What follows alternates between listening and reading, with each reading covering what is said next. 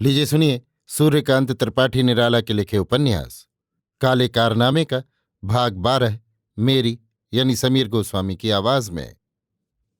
गांव लौटते मिश्र जी का चौकीदार से साथ छूट गया।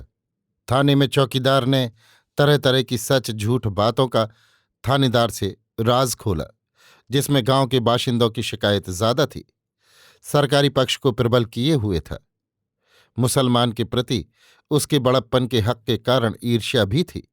साथ ही वो ये भी समझता था सरकार मुसलमान के खिलाफ बातचीत कराना चाहती है, और जबकि एक मामला आंख का देखा गठ चुका है, तब इसको छोड़ना बेवकूफ का काम होगा।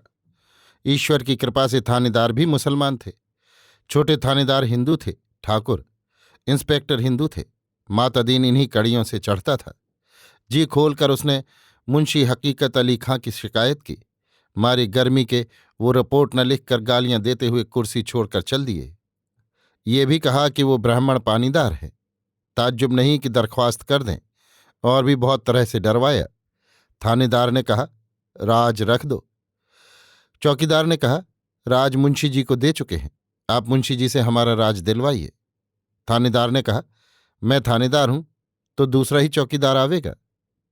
मातादीन ने जवाब दिया, मैं 2.5 रुपए की नौकरी के मत्थे नहीं हूं, दुहाई इंस्पेक्टर साहब की, और आपसे कहता हूं कि अगर उस मौजे में अपनी बल्ली गाड़ लें इस मामले में बिना मेरी मदद के, तो मैं अपने बाप का पैदा किया हुआ मातादीन नहीं। इस तरह थाने में खासी बम चख रही। मिश्री जी गांव लौटकर किसी के यहां न गए। ठंडे होकर थोड़ा सा पानी पिया और पहलवान के दरवाजे की तरफ चले। हथेली के इशारे से पहलवान को बुलाया। वो चौपाल में चुपचाप बैठ सोच विचार में थे।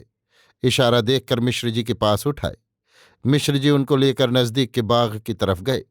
एक महुए की छाह में बातचीत करने लगे। कहा, पहलवान, हम तुम एक ही गांव में रहते हैं, एक दूसरे की मदद के लिए हैं, दुश्मनी के लिए नहीं। दुश्मनी कराई जाती है, नहीं तो बेइज्जती होती है, और हम कुछ कह नहीं सकते, मगर जो कार्रवाई खिलाफ हो आप उसी की समझें जो बड़ा है। पहलवान के आंसू आ गए। कहा, भैया, एक जगह रहने का ये हाल है, कुछ हमको भी नहीं मालूम, नहीं जानते कौन सी लकड़ी फेरी जाने वाली है।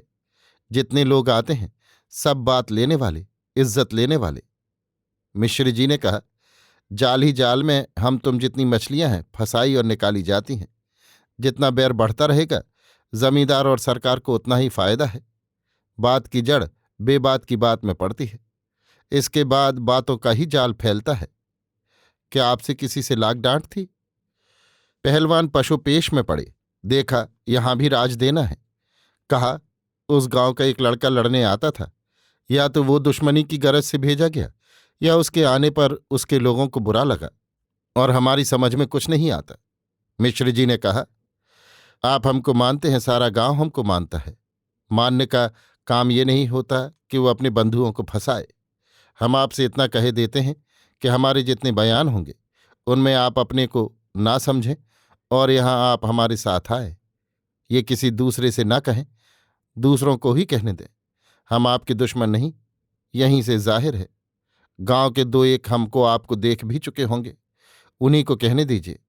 अगर हमको कहिएगा कि बुला ले गए थे, तो इससे आपका ना भला होगा और ना इस पंजे से छुटकारा, क्योंकि ये पंजा ही ऐसा है जो कभी किसी को छोड़ता नहीं। जाइए, हम जंगल जा रहे हैं।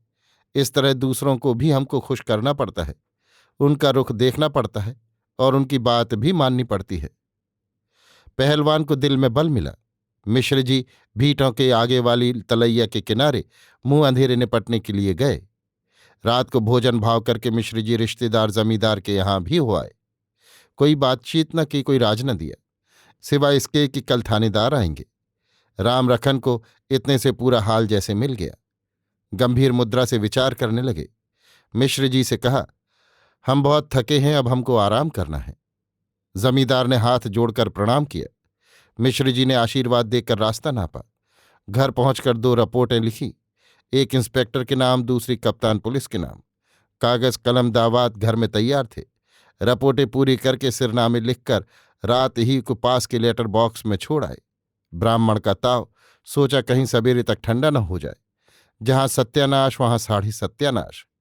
मिश्र जी मुंशी का नाम जानते थे, उनका काम ही इस हल्के का परिचय रखना था।